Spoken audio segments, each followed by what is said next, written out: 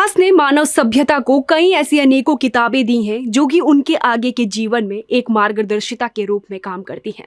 इन पुस्तकों को हम वेद, पुराण, शास्त्र और अन्य होली बुक्स के नाम से जानते हैं। ये बुक्स अलग अलग जाति धर्म के लोगों के लिए उनके जीने का फलसफा है। ये किताबें हमें ज्ञान, उपदेश या जीवन के रहस्यों के बारे में बताती हैं। लेकिन इन किताबों के विपरीत दुनिया में ऐसी भी कई किताबें हैं जिन्हें बेहद ही खतरनाक माना जाता है। माना जाता है कि इन किताबों में बहुत सी चीजें ऐसी लिखी गई हैं जिन्हें इंसान ना ही जाने तो अच्छा होगा। तो चलिए शुरू करते हैं आज का वीडियो और जानते हैं इन रहस्यमयी किताबों के बारे में। कोडेक्स गीगास मान्यताओं के अनुसार इस किताब को 13वीं शताब्दी में एक मॉन्क द्वारा लिखा गया था। इस किताब को लिखते वक्त उसने कुछ नियमों का उल्लंघन किया था, जिसके चलते बोहेमिया के राजा ने उसे दीवारों में चिनवा देने का आदेश दिया। लेकिन दीवार में चिनवाते वक्त उस मॉन्क ने राजा के आगे एक शर्त रखी। यदि आप मेरी जान बख्श देंगे तो बदले में वो एक ऐसी किताब देगा जिसमें दुनिया का सारा ज्ञान मौजूद होगा। राजा ने भी उस मॉन्क की शर्त को मान लिया और उसे इस किताब को लिखने के लिए सारा सामान मुहैया करा दिया गया। लेकिन एक रात में ऐसी किताब लिखना जिसमें बेशुमार रहस्य हो वाकई नामुमकिन था। तब उस मॉन्क ने शैतानी मंत्रों द्वारा लूसीफर का आह्वान किया और लूसीफर से अपनी आत्मा का सौदा हो जाने के बाद लूसीफर ने उस मॉन्क की इस किताब को लिखने में मदद की।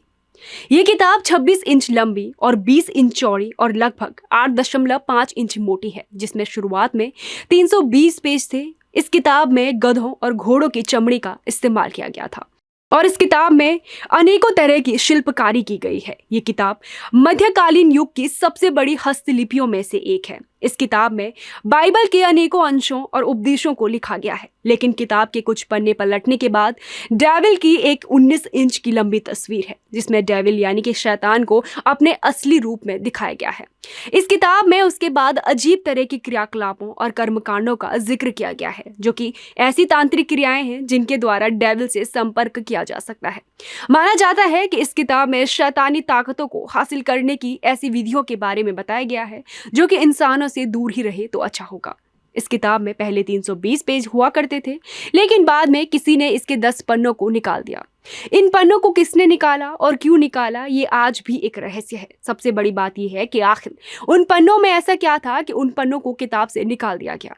इस किताब को एक लाइब्रेरी में रखा गया है, जिस पर अभी भी कई रिसर्च चल रही है। इस किताब पर नेशनल ज्योग्राफिक ने एक डॉक्यूमेंट्री भी बनाई है, जहां इस किताब के बारे में विस्तार से बताया गया है।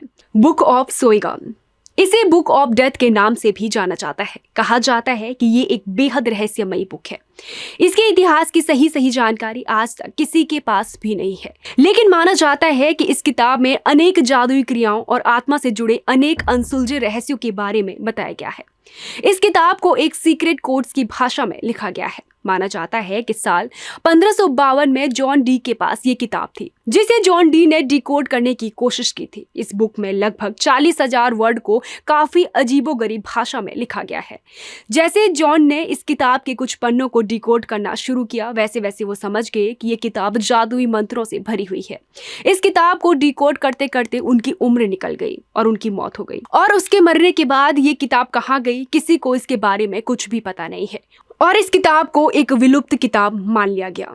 द ग्रैंड ग्रिमोयर, इस किताब को एक ऐसे इंसान द्वारा लिखा गया था जिसके बारे में ये माना जाता था कि वो किसी बुरी आत्मा के वश में था। 15वीं शताब्दी में इस किताब को लिखा गया था। इस किताब में काली जादू और शैतानी आत्माओं को बुलाने की कई विधियों का विस्तृत वर्णन है। साथ ही इस किताब में तांत्रिक क्रियाओं और डेविल को इंसानी बलि देने की भी क्रिया के बारे में विस्तार से समझाया गया है। ऐसा माना जाता है कि ये किताब पढ़ने वाले के दिमाग में इतना बुरा असर डालती है कि जो भी इस किताब को पूरा पढ़ लेता है वो बुरी आत्माओं के काबू में आ जाता है। किताब पढ़ने वाले व्यक्ति का ब्रेन वॉश हो जाता है। इस किताब को लोगों की पहुंच से दूर ही रखने का फैसला लिया गया है और वेलिंगटन सिटी में एक गोपनीय जगह पर इस बुक को रख दिया गया है। इसीलिए इन किताबों से हमें दूर ही रहना ठीक है। आपको हमारा ये वीडियो कैसा लगा हमें कमेंट करके जरूर बताना।